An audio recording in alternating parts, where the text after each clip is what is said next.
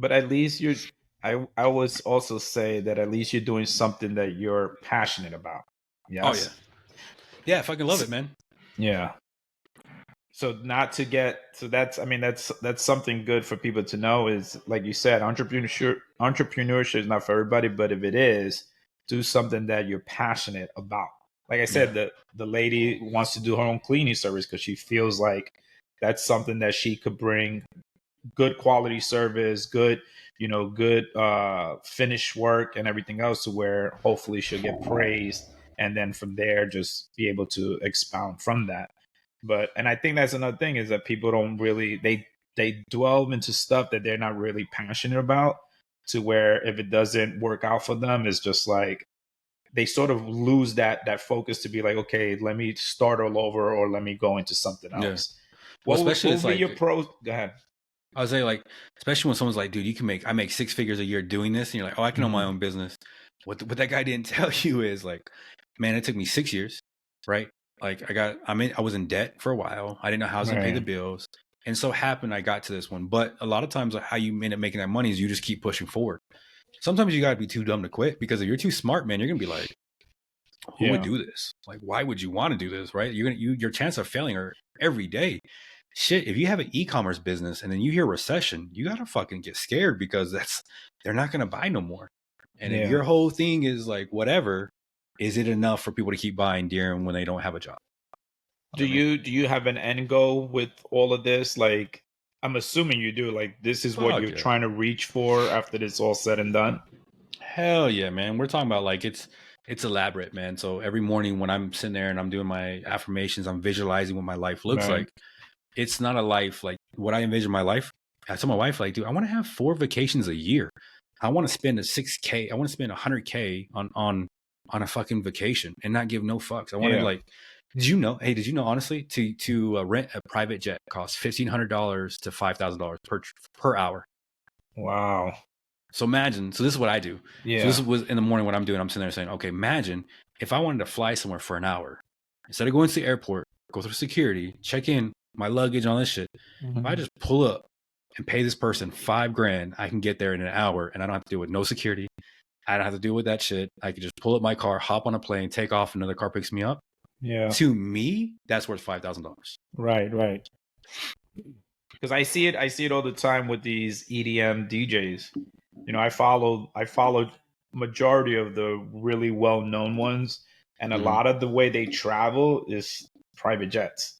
Like they just you see them rolling up to their jet, getting on their plane and everything, and most of them own it. Like most of them own their own Learjet, so that way they don't have to worry about trying to get one. Everything else, they just have to make sure they pay for the crew, pay for the refuel, and whatever else, and then they just go on their way. So I also know, like one of my cousins, he ended up going and getting his pilot's license. So now he's certified to be able to fly his own little prop planes, propeller planes, and everything else. And that way, if he and his wife want to go, say, fly to New Jersey or something, he can because he Yeah. has his own plane and he's certified to fly it. Will you ever try to get your pilot's license or no? Fuck no. You I scared? don't want that, man. No, I don't want that life. Like, Yeah. no, seriously, like it's like I'm willing to work very hard, but on what I want to do. I don't want to fly. I don't want to do a flight plan. Yeah, I don't want yeah, to have to work. I literally want to drive yeah. up somewhere and travel somewhere and not worry about anyone else. I don't want to have to stress. Like, my thing right now, this is what I'm trying to do. Is I've been, this is my thought process. Like, okay, how much does it cost to hire somebody to mow my yard? Let's say it costs, let's say $30 an hour for someone to Right. mow my yard. Let's say just for I mean, they do it for 2 hours at $60. If for 2 hours, if I can study, I truly believe my time is better spent studying for $60 than it is mowing the yard for 2 hours. Just my personal opinion, because what I can do with the money, what I can learn from the stock market, what I can Right, do for a right. business, what I can apply here. I've read a couple, I'm reading, Warren Buffett's, right? I'm reading one of his letters and I'm like, dude, that gives me a great idea for this business. I have a new strategy now based off of someone else that I can use. And that was just 17 minutes of reading. Imagine if I had 2 hours and it was $60. I think my time's more worth it, right? And so I think a lot of times people could look at that from that perspective as well as like, what am I doing in life and Right. how is it better utilize my time for somewhere else? I can make more money, I think, in 2 hours if I dedicate just 2 hours of studying than I would 2 hours mowing the yard. I'm not there yet, Interesting. Yeah. right? That's like I'm still like I'm debating that right now. I've been talking to my wife like, what if you do that, right? Because like for you, you're not working, right? But like, let's say someone's working and they're making $30 an hour, and then if they had to clean up, I mean, like if someone's paying you $30 an hour or 31, let's say it's 65,000 a year roughly, Right. and they made you sweep the floor, that's $65,000 of like labor to clean the floor. That's a waste of money. So that's how I look at it on the reverse side. Man, me studying can make tons of money if I get enough education. Yeah. So is it worth $60 to pay someone to do it for me? Not because I'm lazy, but because I'm like, now I'm studying for 2 hours. Now that investment can make me $300, $400, $500, whatever. That's how I look at like my time is now more precious. So imagine if I'm going flying. Well, if I'm at that high level where I can afford that, instead of flying the plane, can I just have a meetings on the air and get somewhere, have an idea, read something like that, and make way more money than that $5,000? You know what I mean? Yeah, that's interesting outlook, because it's just like how you do stocks. You're letting the money basically build itself, right? So instead, I mean, you're gonna take losses here and there, but for the most part, you're just leaving it in there, let the money, grow. If you don't really know how to do stocks, but you're letting the money grow on its own, which is gonna hopefully double in value. So it's interesting that you say that, because I think nowadays people are just looking at it as, oh shit, it's $30 an hour, versus, like you said, how can I take what I'm going to be earning from that and sort of invest in myself, so that way I could make or learn to be able to grow my money, where I'm not going to be doing the manual labor and everything else. So that's actually a good outlook that you have. That so you always been that way, or you just learned? Just been thinking more and more about my time, right? Like I started looking at this and they're saying like, if you were to, but also it's like, what are you learning though? Like if I was to learn something completely new, that's a waste of my time. I've been putting in years into the stock market of learning education. Same thing with business. And when I do with business is a very particular thing, right? So like when I'm learning businesses, I'm not learning marketing. Like I refuse to learn marketing. The reason why is because that's not my strength. My strength is operations and organization. So people talk to me, they're like, well, I'll like do this for marketing. I'm like, okay, I don't care, because I'm not even going to waste my energy on that, because I'm not good at it. If you give me 30 minutes of just pure focus on organization, I can do a lot more damage than 6 hours of marketing. It's just not me. And so what I've learned to do, what I've been doing with business and everything else, is like leveraging what am I really good at, and I just focus on that. If I'm not good at like okay, I'm an introvert person. People may not like see that, but if you see my photos out in public, I don't look, I'm not smiling, right? I look like I'm having the worst time of my life, right? And it's obvious, but I don't get like, I'm an introvert. I don't like being, I don't like being out. But still, even though I'm an introvert, I still need to work on my communication. So, like a lot of people sit there and say, you need to work on your weaknesses. Well, marketing is a weakness for me. But what I could do instead of that is work on my soft skill of communication, so that when I do talk to somebody, I don't have to market them, but I can communicate with them a little bit more, and I can get contracts, I can get jobs and all those things. I can still network. I don't have to market myself, but maybe I work on a soft skill. So I'm not saying like I only work on what I'm good at. I never work on my weaknesses. What I'm saying is I'm not good at marketing, so I'm not going to put effort into marketing, but I'm going to put effort into the soft skill of communication, because that's what marketing really is. It's a way to communicate yourself to others. And so that's what I'm looking at doing, is sitting there saying, how can I be more effective with my communication instead of working on my marketing skills? I could just pay somebody $30 an hour. And then with that $30 an hour, I can just go do double that, because I'm good at what I do. Right. So that's I've been learning that more and more, right? Because like I had a clothing company and it didn't do well, because I was having to do X, Y, and Z, and I don't like doing those. So why not get a business partner that's really good at that stuff naturally? And then they're not really good at organization. Well, I'm really good at organization naturally. And so why not just do what I'm good at doing? Right. Why not sit there and say like, hey, I'm really good at this, but I'm not really good at that. It's okay to sit there and just say you're mesh good or it bad together. Yeah, absolutely. Yeah, it's really being reflective and sitting there saying, being honest with myself. Like, look, I'm not really good at marketing because I'm very short and straight to the point. But in business, that's more tolerable than marketing. That's why you have a marketing department. Why you have an operations department. You know what I mean? That's why you have these different things, because they require different personalities. So let me ask you this: for those that are up and coming, I know we talked about these youngins coming out of high school, going into college and everything else. Do you have any tips for them, like if they wanted to try to go their own route, like try to do their own thing? I know you're not really. I know you're like a subject matter expert because you've been teaching yourself and everything else. And I know there's people that have done it for many years and years. But what kind of tips will you give these kids that are trying to come up and be able to try to say get into stock, maybe do their own thing? Like I said, Homegirl wants to do her own cleaning services. Like what are your pros and cons? Like give me like maybe 5 pros, 5 cons. What would you say? Hey, do this, don't do that, don't do this, do that. What would you say? Yeah, I would say, man, if they're younger, I think they're about to be monsters, man. You're gonna find a lot more younger people that are monsters because, like our generation, like to be an entrepreneur, you had to go against the grain. You had to be somebody like you had to like kind of you had like people were worried about you. You know what I mean? People worried about me. Are you okay? Like you shouldn't be working so hard because it's not like that. But the newer generation, that's just they're used to hustling, man. They're used to doing something outside the norm.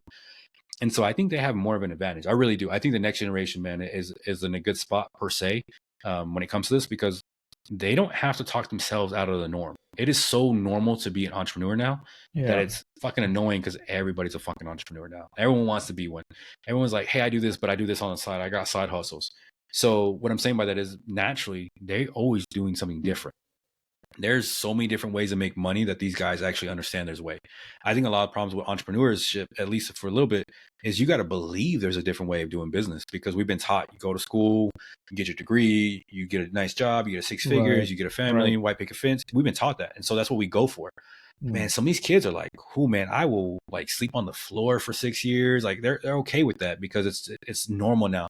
The grind and the hustle has been romanticized in a sense where they kind of want that. They want that story.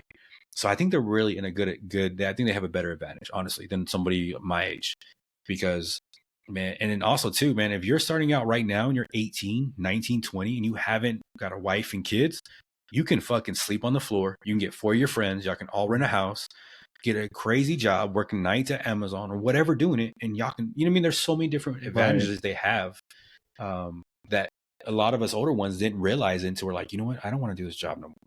And I think that's what it is. It's that they have time. Because if you're 18, 19 and you decide you want to be an entrepreneur and it fails, you're good, man, because you still got 10 years to fuck it all up before you're 28, 29, and you get your shit together. You know what I mean? Like it's okay. And so that's what I'm saying. That's what the dopest thing in the world is for me personally, is that like these kids legit have time to do it. And if you were to tell your friend like, oh, I'm sleeping on the floor because I'm hustling this and that, nobody makes fun of you. Imagine when we're 18, 19 and someone was like, oh, I'm over here, I'm doing this. You're like, dude, you're fucking up in life, man. Come join the military. You're a fucking bum. Go get a job. Dude. Why are you living at your mom's house while you're 24 trying to make your dream come true? Dude, go to fucking school and get a job. That's what we would say, right? And that's what I'm saying. Like, that's why they have the advantage. Now, if you're 24 and you're at your mom's house and you're working 18, like 14, 16 hours a day, dude, people are looking at you like, hey, that kid got something. And so that's a real big difference. That's why I say they have more of an advantage than I think anyone else does. So I think that's the number one pro, man, is that it's okay to struggle now. See, man, we got automation. God damn it, automation. Jesus. But so I know, right? That's what we're cleaning up around here, man. Okay, that's number one. We got points.